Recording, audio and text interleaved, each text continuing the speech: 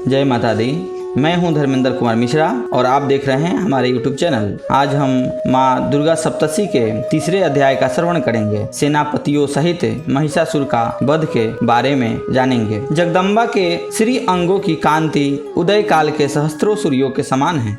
वे लाल रंग की रेशमी साड़ी पहने हुई है।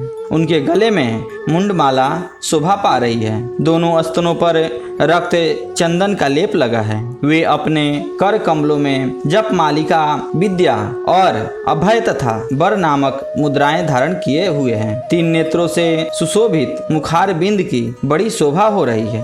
उनके मस्तक पर चंद्रमा के साथ ही रत्नमय मुकुट बंधा है तथा वे कमल के आसन पर विराजमान हैं। ऐसी देवी को मैं भक्ति पूर्वक प्रणाम करता हूँ।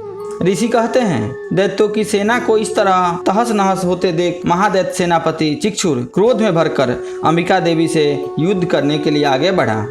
वह असुर रणभूमि में देवी के ऊपर इस प्रकार बाणों की वर्षा करने लगा जैसे बादल मेरुगिरी के शिखर पर पानी की धार बरसा रहा हो। तब देवी ने अपने बाणों से उसके बाण समूह को अनायास ही काट कर उसके घोड़ों और सारथियों को भी मार डाला। साथ ही उसके धनुष तथा अत्यंत ऊंची ध्वजा को भी तत्काल काट गिराया। धनुष कट जाने पर उसके अंगों को अपने बाणों से बीध डाला।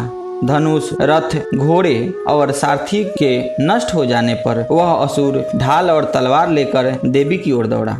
उसने तीखी धार वाली तलवार से सिंह के मस्तक पर चोट करके देवी की भी बाईं भुजाएं में बड़े वेग से प्रहार किया। राजन, देवी की बाह पर पहुंचते ही वह तलवार टूट गई। फिर तो क्रोध से लाल आंखें करके उस राक्षस ने शूल हाथ में लिया और उसे उस महादैत्य ने भगवती भद्रकाली के ऊपर चलाया। वह शूल आकाश से गिरते हुए सूर्यमंडल की भांति अपने तेज से प्रज्वलित हो उठा। उस शूल को अपनी ओर आते देख देवी ने भी शूल का प्रहार किया। उससे राक्षस के शूल के सैकड़ों टुकड़े हो गए। साथ ही महादैत्य चिक्षुर की धजिया उड़ गई। वह प्राणों से हाथ धो बैठा। महिषासुर के सेनापति उस महापराक्रमी चिक्षुर के मारे जाने पर देवताओं को पीड़ा देने वाला चामर हाथी पर चढ़कर आया। उसने भी देवी के ऊपर शक्ति का प्रहार किया, किंतु जगदम्बा ने उसे अपने हुंकार से ही आहत एवं निष्प्रभ करके तत्काल पृथ्वी पर गिरा दिया। शक्ति टूटकर गिरी हुई देख चामर को बड़ा क्रोध हुआ। अब उसने शूल चलाया, किंतु देवी ने उसे भी अपने बाणों द्वारा काट डाला। इतने में ही देवी का सिंह उछलकर हाथी के मस्तक पर चढ़ बैठा और उस दैत्य के साथ खूब जोर लगाकर बाह्य युद्ध करने लगा। वे दोनों लड़ते लड़ते हाथी से पृथ्वी पर आ गए और अत्यंत क्रोध में भरकर एक दूसरे पर बड़े भयंकर प्रहार करते हुए लड़ने लगे। तदंतर सिंह बड़े वेग से आकाश की ओर उछलता हुआ उधर से गिरते समय उसने पंजों की मार से चामर का सिर धड़ से अलग कर दिया। इसी प्रकार उदग्र भी शिला और वृक्ष आदि की मार खाकर रणभूमि में देवी के हाथ से मारा गया तथा कराल भी दांतों, मुक्कों और थपड़ों की चोट से धराशायी हो गया। क्रोध में भरी हुई देवी ने गदा की चोट से उद्धत का कचूमर निकाल डाला। भिंदीपाल से बास्कल को तथा बाणों से ताम्र और अंधक को मौत के घाट उतार दिया। 3 नेत्रों वाली परमेश्वरी ने त्रिशूल से उग्रास से उग्रवीण तथा महाहनु नामक दैत्यों को मार डाला। तलवार की चोट से बिडाल के मस्तक को धड़ से काट गिराया। दुर्धर और दुर्मुख इन दोनों को भी अपने बाणों से यमलोक भेज दिया। इस प्रकार अपनी सेना का संहार होता देख महिषासुर को भैंसे का रूप धारण करके देवी के गणों को त्रास देना आरंभ किया। किन्हीं को थुथुन से मारकर, किन्हीं के ऊपर खुरों का प्रहार करके, किन्हीं को पूंछ से चोट पहुंचाकर, कुछ को सिंह से विदीर्ण करके, कुछ गणों को बेग से, किन्हीं को सिंहनाद से, कुछ को चक्कर देकर और कितने को निश्वास वायु के झोंके से धराशायी कर दिया। इस प्रकार गणों की सेना को गिराकर वह असुर महादेवी के सिंह को मारने के लिए झपटा। इससे जगदम्बा को बड़ा क्रोध हुआ। उधर महापराक्रमी महिषासुर भी क्रोध में भरकर धरती को खुरों से खोदने लगा तथा अपने सिंहों से ऊंचे ऊंचे पर्वतों को उठाकर फेंकने और गरजने लगा। उसके वेग से चक्कर देने के कारण पृथ्वी क्षुब्ध होकर फटने लगी। उसकी पूंछ से टकराकर समुद्र सब ओर से धरती को डुबोने लगा।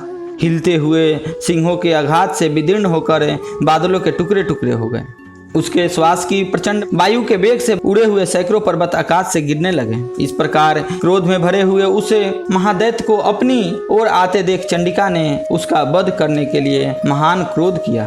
उन्होंने पास फेंक कर उस महान असुर को बांध लिया उस महासंग्राम में बंध जाने पर उसने भैंसे का रूप त्याग दिया और तत्काल सिंह के रूप में वह प्रकट हो गया।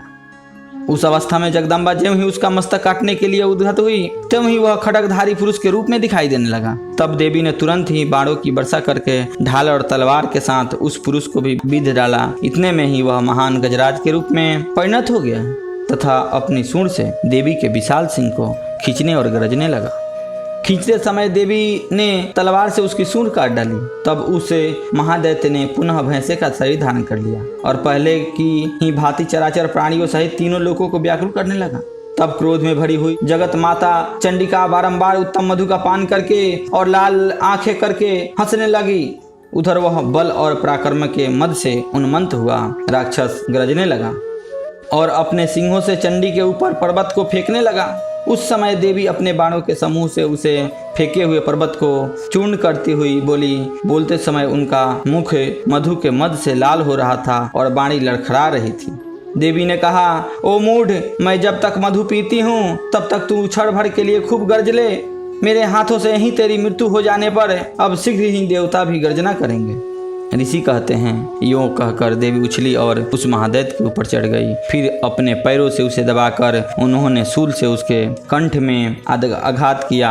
उनके पैरों से दबा होने पर भी महिषासुर अपने मुख से दूसरे रूप में बाहर आने लगा। अभी आधे शरीर से ही वह बाहर निकलने पाया था कि देवी ने अपने प्रभाव से उसे रोक दिया। आधा निकला होने पर भी वह महादैत्य देवी से युद्ध करने लगा। तब देवी ने बहुत बड़ी तलवार से उसका मस्तक काट गिराया। फिर तो हाहाकार करती हुई दैत्यों की सारी सेना भाग गई तथा संपूर्ण देवता अत्यंत प्रसन्न हो गए। देवताओं ने दिव्य महर्षियों के साथ दुर्गा देवी का स्तवन किया। गंधर्वराज गाने लगे तथा अप्सराएं नृत्य करने लगे। इस प्रकार मार्कंडेय पुराण में सवर्णिक मनवंतरी कथा के अंतर्गत देवी महात्म्य महिषासुर वध नामक तीसरा अध्याय पूरा हुआ। जय माता दी।